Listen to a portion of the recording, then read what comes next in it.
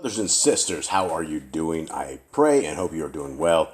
I have a little bit of extra time today because we're still dealing with sick cows, and so the family's out there bottle feeding a couple of them and bag feeding a couple of them, just trying to figure out what is going on. I think we got to the bottom of it. I think we may have been giving them too much enriched formula. The stuff that we're feeding them is possibly making them sick. I don't know, but that's the current theory we are on to.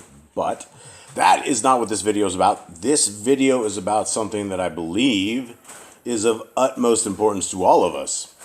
And there's something to be had for our indoctrination where every school that we've ever been into, we begin with a spinning ball and we're told what to believe. We're told how fast the ball is going. And when you do a little bit of critical thinking on the speed of the ball and what they say it is going, and the directions it's going. We're not just going in one direction. We're going in a couple different directions. And we're going fast. We're going fast, thousands of miles an hour. And, water is sticking to this. And they give us a magical formula called gravity. And we're so indoctrinated into this that the first time people talk about this and about an earth being something other than what it is, we're led to call people crazy. Conspiracy theories, right? Conspiracy theorists. What is another nut job, a guy with a tinfoil hat. But it doesn't take a tremendous amount of thinking to think about the lakes and the streams that we've seen before, where we'll have a lake that is perfectly still. Or the times when no wind is blowing at all, it's perfectly still.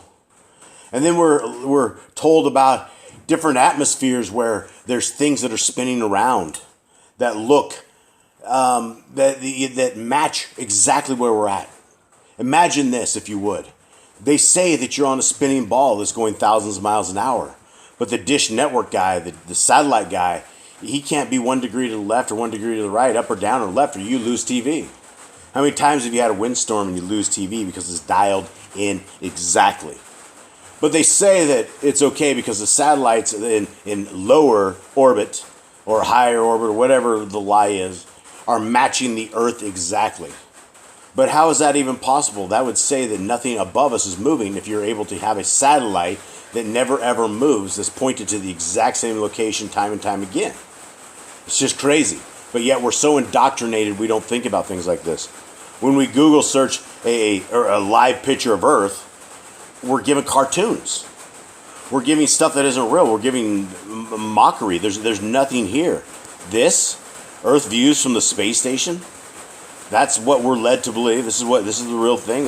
What about these thousands of satellites that are all around us all times? Why have we never seen anything but a cartoon picture of a satellite? And if there's thousands of satellites around our head at any given time, why have we never seen one crash down the road? Why have we never, ever seen one? People are like, oh, we've seen them crash somewhere.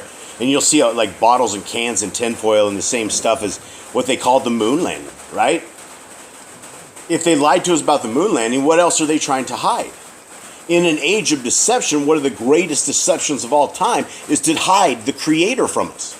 How do you hide the Creator from us? Well, you tell them that we're just a little tiny speck in a giant solar system that amounts to everywhere vast, and it doesn't really matter because there's life forms everywhere else. But yet in the Bible, over and over and over, it tells us the earth is the footstool. It says there's foundations. It's unmovable. It doesn't move. And if we're led to believe the book of Enoch, then NASA must be a lying entity.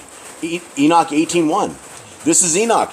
I then surveyed the receptacles of all the winds, perceiving that they contributed to adorn the whole creation, and to guard the foundation of the earth. Wait a second.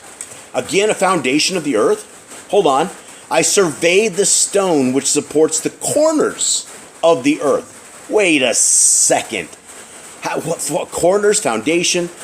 I also beheld the 4 winds which bear upon the earth and the expanse of the heaven. Wait a second, is this the 4 winds that we're talking about in Revelations? It's always about the 4 corners, 4 ends. When Hasatan took Messiah up to a high point and he was able to observe all the kingdoms of the earth, how is that possible on a round ball? I just asked myself that, and I ask you to think about this. Because if they're trying to hide the place that we live, they're trying to hide creation, which means they're trying to hide the Creator, which means they're trying to hide the Messiah, right? If our Creator is literally outside of a little dome, looking in, watching at His creation, watching how it unfolds, and we didn't even know. We just thought He was billions of light years away and doesn't care about us individually, doesn't understand the individuality and the uniqueness of this. Verse 4, and I beheld the winds occupying the exalted sky, arising in the midst of heaven and of earth, and constituting the pillars of heaven. Wait a second, are we on a foundation, and then there's pillars, and he can see the foundations going up to heaven? I saw the winds, which turned the sky, which caused the orb of the sky and of all the stars to set. And over the earth I saw the winds, which support the clouds.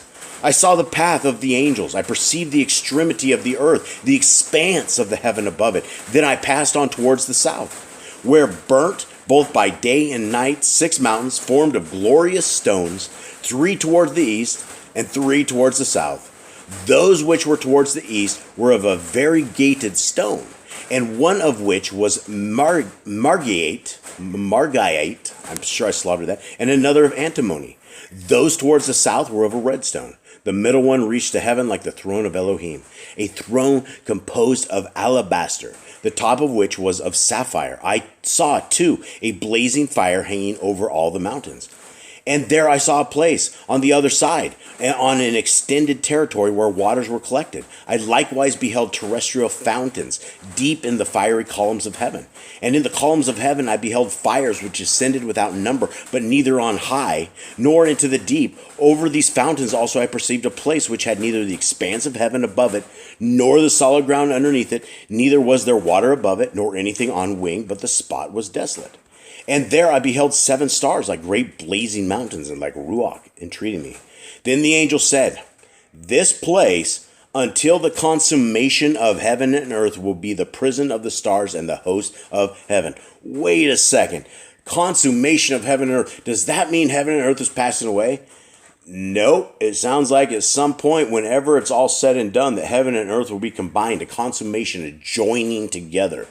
Will be so until then. It's going the stars, the heavens. It's the prison of the stars, right? What are you talking about? The prison of the stars? Well, let's figure this out. 16. The stars which roll over fire are those which transgressed the commandment of Elohim before their time arrived, for they came not in their proper season. Therefore was he offended with them and bound them until the period of the consummation of their crimes in the secret year. This is very weird. When you look at a star and you look at a twinkling star and it just sits there and twinkles, and you're like, what in the world is this? And this is more pieces of the puzzle that we get. But the question becomes, if they're hiding the shape of the earth from you, why are they trying to hide the Creator from you? Guys, this is why the Torah is of utmost importance. The Torah will always be what we must have, because our Creator will open your eyes. He will give you wisdom. Guys, salvation begins at the cross. Our Messiah calls. His blood was shed for all of us, and by His stripes we are healed. Much love. I'm out.